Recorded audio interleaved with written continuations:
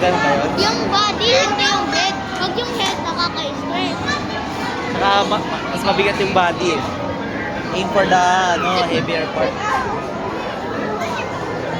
Ano. Eh mas malaki yung head, eh. Aim for the head.